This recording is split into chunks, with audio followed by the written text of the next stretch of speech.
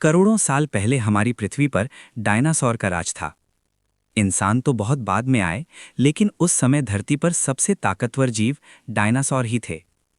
कुछ डायनासोर मुर्गी जितने छोटे थे, तो कुछ इतने विशाल कि उनकी ऊंचाई एक 10 मंजिला इमारत जितनी होती थी।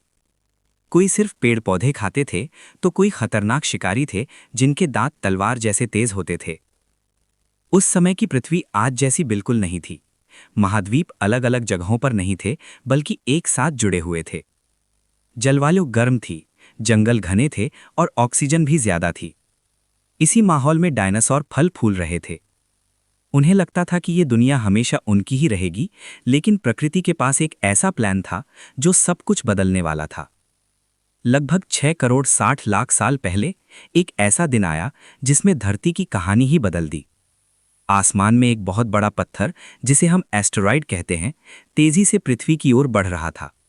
उसका आकार इतना बड़ा था कि पूरा एक शहर उसमें समा जाए। जब वो एस्टेरॉयड धरती से टकराया, तो जो धमाका हुआ वो लाखों परमाणु बमों के बराबर था।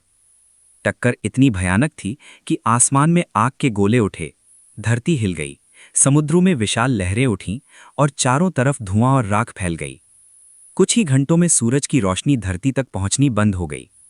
दिन रात जैसा लगने लगा। जब सूरज की रोशनी नहीं पहुंची, तो पेड़ पौधे सूखने लगे। पेड़ सूखे तो शाकाहारी डायनासोर भूखे मरने लगे। और जब शाकाहारी खत्म हुए, तो मांसाहारी डायनासोर के पास भी खाने को कुछ नहीं बचा। पूरी फूड चेन टूट गई। इसके साथ साथ तापमान अचानक गिर गया। धरती ठंडी होने लगी। बारिश का पैटर्न बदल गया। कुछ जगहों पर बर्फ जमी, कुछ जगहों पर अम्लीय बारिश हुई। ये सब इतने कम समय में हुआ कि बड़े बड़े जीव खुद को ढाल नहीं पाए। लेकिन कहानी यहीं खत्म नहीं होती। कुछ वैज्ञानिकों का मानना है कि उसी समय धरती पर बड़े बड़े ज्वालामुखी विस्फोट भी हो रहे थे। लाखों टन जहरीली गैसें हवा में घुल रही थीं। आसमान काला पड़ रहा था। यानी डायनासोर के सामने एक नहीं, बल्कि कई मुसीबतें एक साथ आ गई थीं। अब सवाल उठता है, क्या सारे डायनासोर मर गए थे?